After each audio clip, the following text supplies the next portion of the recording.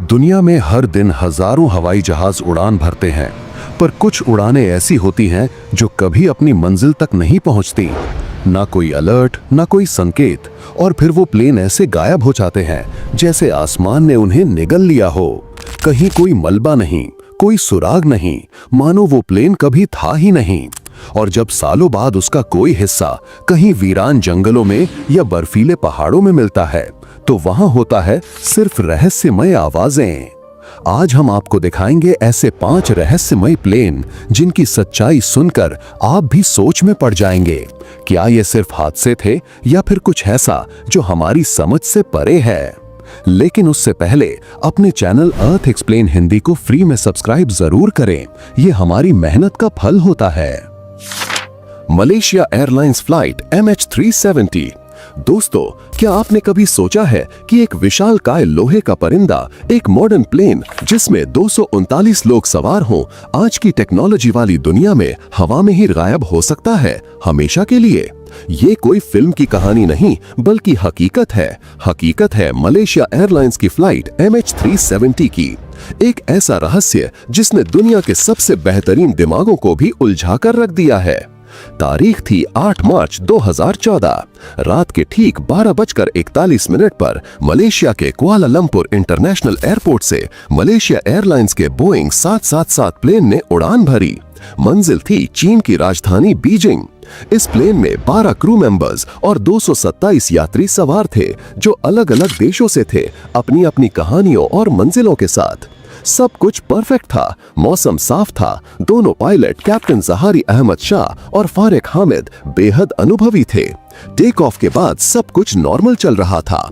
उड़ान भरने के करीब 40 मिनट बाद जब प्लेन मलेशियाई एयर स्पेस से निकलकर वियतनाम के एयर स्पेस में दाखिल होने वाला था, तब कैप्टन ने मलेशियाई ATC को अपना आखिरी मैसेज भेजा। शब्द थे, गुड नाइट मलेशियन 370।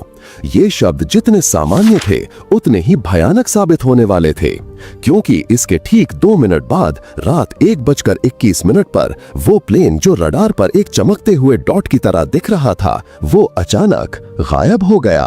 कोई इमरजेंसी कॉल नहीं, कोई खतरे का सिग्नल नहीं, कुछ भी नहीं, बस एक खाली स्क्रीन और गहरा सन्नाटा। पहले तो अधिकारियों को लगा कि ये कोई कम्युनिकेशन की दिक्कत होगी, कोई तकनीकी गड़बड़ी, लेकिन मिनट घंटों में बदलने लगे और घंटों दिनों में। जब प्लेन का कोई अता पता नहीं चला तो दुनिया भर में खलबली मच गई। एक भयानक सच सबके सामने था, एक पूरा का पूरा प्लेन 239 लोगों के साथ लापता हो चुका था। इसके बाद जो शुरू हुआ वो था इतिहास का सबसे बड़ा, सबसे महंगा और सबसे जटिल सर्च ऑपरेशन। ऑस्ट्रेलिया, चीन, भारत, अमेरिका समेत 26 देशों ने अपनी नौसेना और वायुसेना को इस खोज में लगा दिया। समंदर की गहराइयों से लेकर आसमान की ऊंचाइयों तक हर जगह प्लेन को ढूंढा गया, लेकिन MH370 मानो हवा में घुल गया था, कोई सुराग नहीं मिल रहा था। कई हफ्तों बाद एक ब्रिटिश सैटेलाइट कंपनी इनमासाट ने एक चौंकाने वाला डेटा जारी किया। उनके सैटेलाइट को प्लेन के गायब होने के बाद भी कई घंटों तक ऑटोमेटेड सिग्नल यानी पिंग्स मिलते रहे थे। इन पिंग्स का विश्लेषण करने पर जो पता चला, उसने इस रहस्य को और भी गहरा कर दिया। डेटा बता रहा था कि प्लेन अपने रास्ते से पूरी तरह भटक गया था और दक्षिण की ओर यानी विशाल हिंद महासागर की तरफ उड़ता रहा। ये रास्ता बीजिंग के रास्ते से बिल्कुल उल्टा था। सालों की खोज के बाद 2015 में पहली बार एक ठोस सबूत मिला। हिंद महासागर में बसे रियूनियन आइलैंड पर प्लेन के विंग का एक टुकड़ा, जिसे फ्लैपरॉन कहते हैं, बहकर आ गया। जांच में पुष्टि हुई कि ये MH370 का ही था। इसके बाद मोजाम्बिक और तंजानिया के तटों पर भी मलबे के कुछ और टुकड़े मिले। इन टुकड़ों ने ये तो साबित कर दिया कि प्लेन क्रैश हुआ था, लेकिन ये कभी नहीं बता पाए कि आखिर क्रैश हुआ कहां और कैसे। प्लेन का मुख्य हिस्सा, उसका ब्लैक बॉक्स और उसमें सवार 239 लोगों का आज तक कोई निशान नहीं मिला। 2018 में करोड़ों डॉलर खर्च करने के बाद आधिकारिक तौर पर सर्च ऑपरेशन बंद कर दिया गया।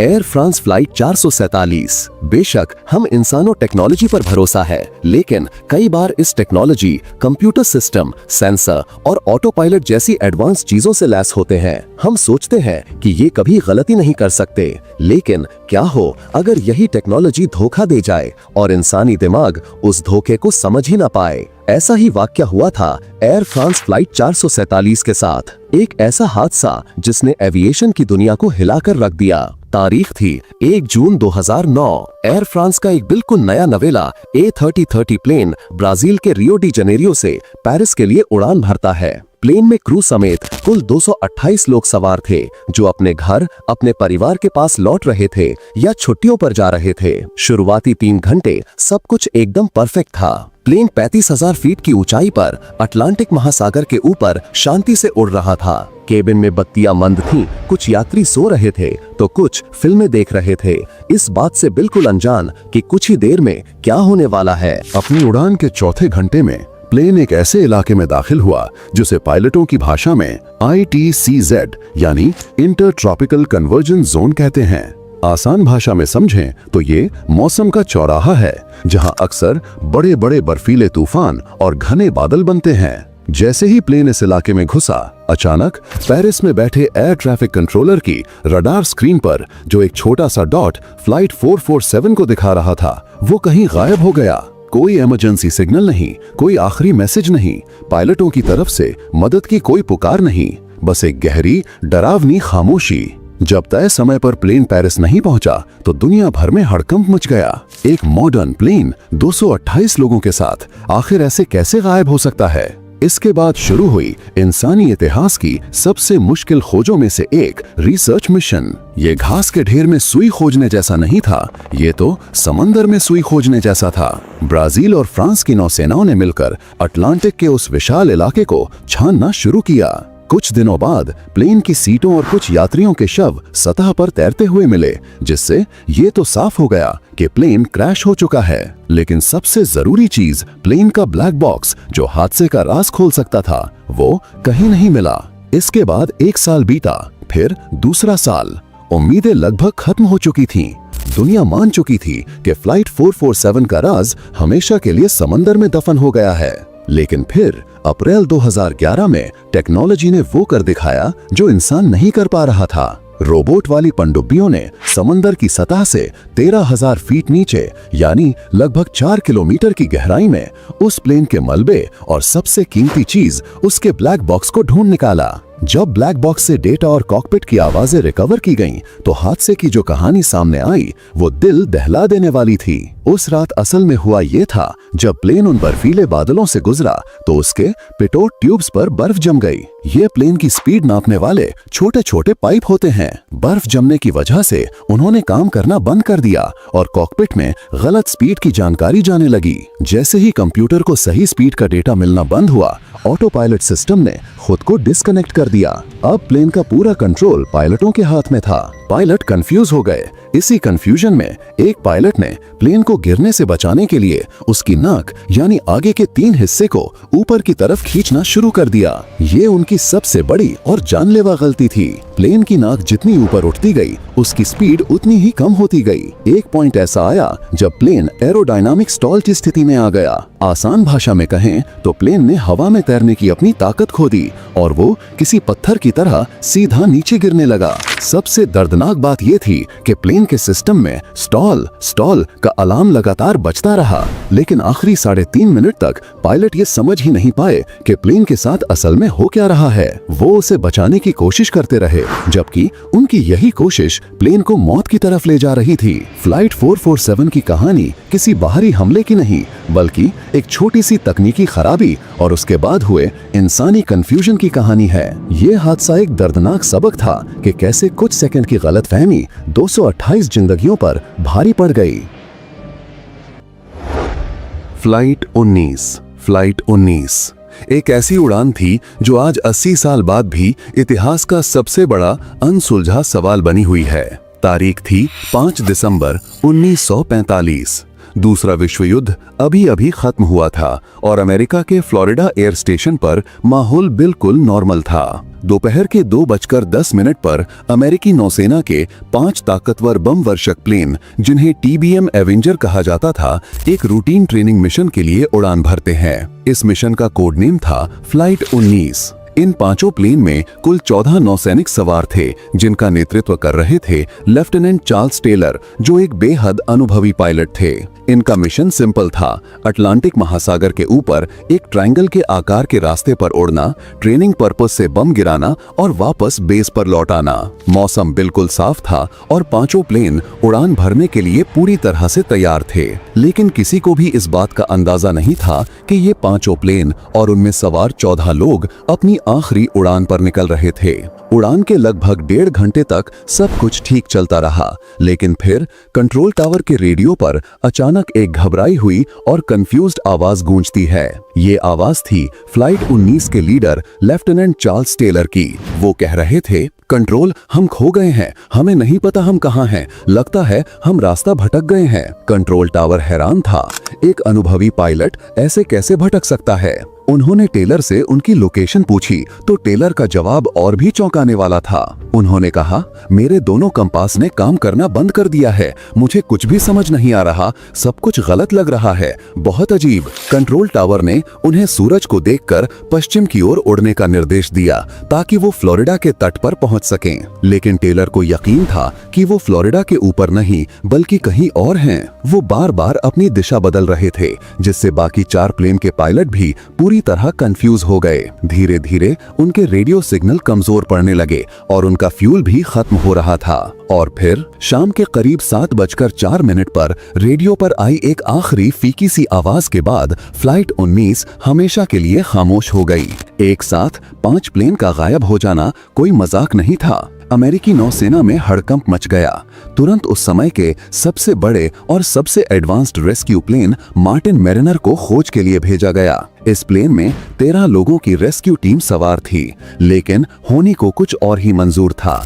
उड़ान भरने के सिर्फ 23 मिनट बाद ये रेस्क्यू प्लेन भी रडार से गायब हो गया। एक ही शाम में 6 प्लेन और 27 नौसैनिक अटलांटिक महासागर में बिना कोई सुराग छोड़े लापता हो चुके थे। अगले कई हफ्तों तक अमेरिकी नौसेना ने इतिहास का सबसे बड़ा सर्च ऑपरेशन चलाया। लाखों वर्ग किलोमीटर के समुद्री इलाके को छान मारा गया, लेकिन न कोई मलबा मिला, न तेल का कोई निशान और न ही किसी इंसान का कोई नामो निशान, कुछ भी नहीं। इसी एक घटना ने जन्म दिया दुनिया के सबसे बड़े रहस्यों में से एक को, द बर्मुडा ट्रायंगल। पहली बार दुनिया के नक्शे पर एक ऐसे अदृश्य शैतानी त्रिकोण की बात होने लगी जो फ्लोरिडा, बर्मुडा और प्यूर्टो रिको को जोड़ता है। तो आखिर हुआ क्या था फ्लाइट 19 के साथ? एक थ्योरी कहती है कि उस इलाके में धरती का मैग्नेटिक फील्ड बहुत असामान्य है, जो कंपास जैसे उपकरणों को फेल कर देता है। ये टेलर की बातों से मेल खाता है कि उनके कंपास काम नहीं कर रहे थे। कुछ वैज्ञानिक मानते हैं कि समुद्र के नीचे से मीथेन गैस के विशाल बुलबुले निकलते हैं, जो पानी के घनत्व को कम कर देते हैं और किसी भी जहाज को मिनटों में निगल सकते हैं। पर यह थ्योरी हवा में उड़ते प्लेन के गायब होने को नहीं समझा पाती। और फिर आती हैं वो थ्योरीज जो विज्ञान से परे हैं। क्या फ्लाइट 19 को किसी दूसरी दुनिया की ताकत ने अगवा कर लिया था, या वो किसी टाइम वॉर्म होल में फंस गए थे? सबूत किसी के पास नहीं, बस कल्पनाएं हैं। आज इस घटना को लगभग 80 साल हो चुके हैं। एडवांस टेक्नोलॉजी और सबमरीन से समुद्र की गहराइयों को स्कैन करने के बावजूद फ्लाइट 19 और उसके बचाव में गए प्लेन का एक नट बोल्ट तक नहीं मिला। Flying tiger line flight 739। Flying tiger line flight 739 एक ऐसा विशालकाय प्लेन जो अमेरिकी सेना के 93 जांबाज सैनिकों को लेकर उड़ा और फिर आसमान में बस गायब हो गया। न कोई मलबा, न कोई सुराग, बस एक अंतहीन खामोशी।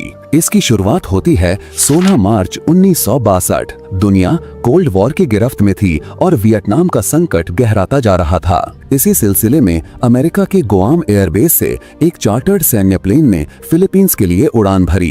इस प्लेन में अमेरिकी सेना के 93 सैनिक, 3 दक्षिण वियतनामी सैनिक और 8 क्रू मेंबर सवार थे। ये सैनिक एक अहम मिशन पर वियतनाम जा रहे थे। प्लेन था लॉकहीड सुपर कॉन्स्टेलेशन, जिसे उस जमाने का आसमान का महाराजा कहा जाता था। ये एक भरोसेमंद और शक्तिशाली प्लेन था जो लंबी दूरी के सफर के लिए बनाया गया था। मौसम बिल्कुल साफ था और उड़ान भरने के बाद सब कुछ एकदम नॉर्मल था। उड़ान को 80 मिनट ही हुए थे। प्लेन प्रशांत महासागर के ऊपर अपनी तयशुदा ऊंचाई पर था।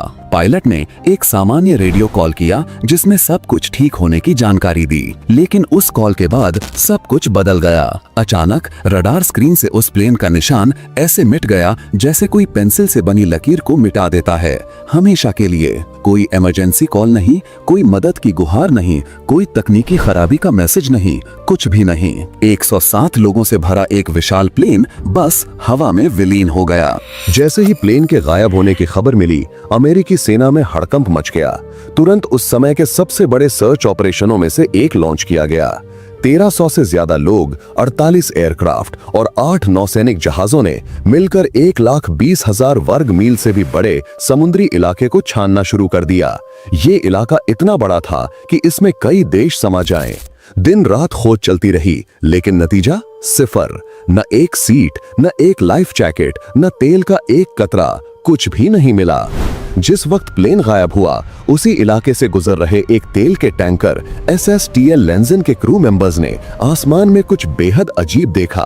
उन्होंने एक तेज चमकदार रोशनी देखी जो एक धमाके में बदल गई, और फिर उन्होंने 2 जलते हुए टुकड़ों को आसमान से समंदर की ओर तेज रफ्तार से गिरते देखा। उनका मानना था कि उन्होंने एक प्लेन को हवा में ही फटते हुए देखा है। ये गवाही फ्लाइट 739 के गायब होने की सबसे बड़ी वजह हो सकती थी, लेकिन अमेरिकी सेना की फाइनल रिपोर्ट में इस गवाही को नजरअंदाज कर दिया गया और आधिकारिक तौर पर कहा गया, गायब होने का कारण अज्ञात, कोई मलबा नहीं मिला। इस आधिकारिक रिपोर्ट ने 107 परिवारों को एक कभी न खत्म होने वाले दर्द में धकेल दिया। आज भी सबसे बड़ा सवाल यही है, अगर प्लेन में हवा में ही धमाका हुआ जैसा कि उस जहाज के क्रू ने देखा था, तो उसका मलबा कहां गया? एक विशालकाय प्लेन का एक छोटा सा टुकड़ा तक क्यों नहीं मिला? ये सवाल फ्लाइट 739 को इतिहास के सबसे परेशान करने वाले रहस्यों में से एक बना देता है।